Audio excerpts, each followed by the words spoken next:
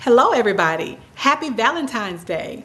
It's a wonderful day this morning, kind of rainy outside and wet, but Valentine's Day is more than just what's outside in the weather. Valentine's Day is about the love you have inside your heart.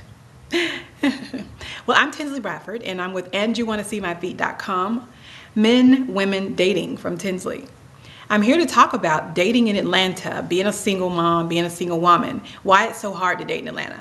And actually, I got the opportunity to cover this topic this morning on 11 Alive News Live, where there was a little slight debate on Atlanta being the best place to date, and me opposing to that, saying I don't think Atlanta is the best place to date and why.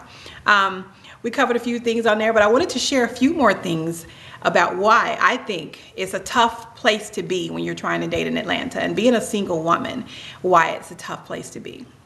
Number one, from my overall experiences dating and attempting to find true love, if you will, I'm noticing that a lot of men, they want the benefits, but they do not want the commitment.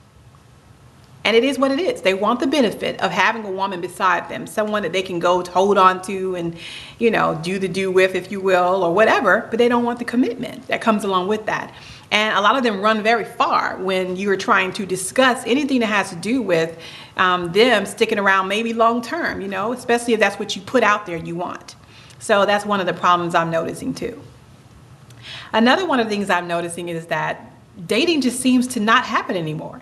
No one wants to actually date you. They want to jump right into whatever it is they want to do from you, and they don't want to do anything else. You know, there's no time put into it. There's no conversation put into it. There's not much energy put into it. There's not much interest shown if you're not dancing to the sound of their music. And it's a bad situation, you know, I'm noticing.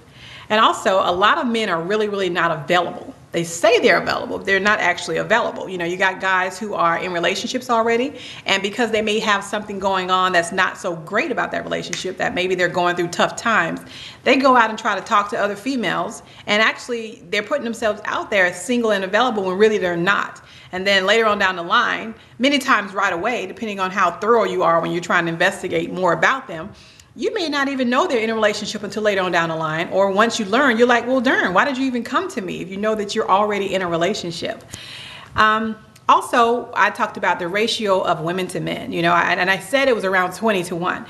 And that was just where I read in a couple of very credible articles where that is just an accurate count. I mean, it may have decreased a little bit, but I will say in the early ages of 24 and younger, the ratio of women to men was pretty much more balanced. It was more equal. But what I'm noticing now is that it's almost like it's way farther apart than it used to be. And you have 1 or 2 guys available to every 15 to 20 women.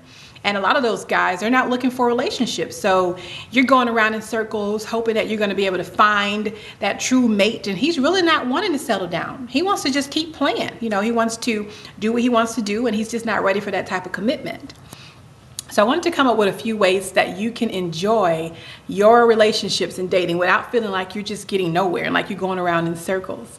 Number one, make sure you understand that if that person doesn't want to pamper you, take you out and make you feel special, pamper yourself and take yourself out and make yourself feel special. If that guy that you're trying to talk to doesn't call you much, doesn't show any interest, well, at some point you have to do the same thing. You cannot be the only one putting all the work in a relationship. You have to have a balance. There's got to be some type of middle ground where both of you are like, I'm interested in you, you're interested in me, let's do this together and make it happen. Also, make sure that you're very frank and very upfront with what it is you're expecting in a relationship. You know, no one should have to assume that you are interested in them, or that they have to assume what it is you're looking for. You need to be very clear. Hey, I'm interested in you. I like you, and I'm looking for long term in the future. I don't like that whole idea of let's see where it goes. I mean, I understand you don't want to get too overzealous that the relationship is going to happen like instantly, and I don't expect anything to happen instantly. But I can say that I think you just definitely need to be very frank with what it is you want in a relationship. You know, you have to be open and honest with that. And if you're looking for those, if you're finding those guys who are shying away from that, and they don't seem to be interested in that, then obviously that's not the type of man you want to be with. You want to be with someone who shares the same interests as you, someone who wants long term like you, someone who's looking to date and be in a relationship just like you. So make sure you check my blog out And come back for more relationship insight and dating advice here on Tinzley's Men, Women, and Dating. I hope you have a wonderful, wonderful day, and once again, a wonderful and fabulous Valentine's Day. Thanks for stopping by. Goodbye.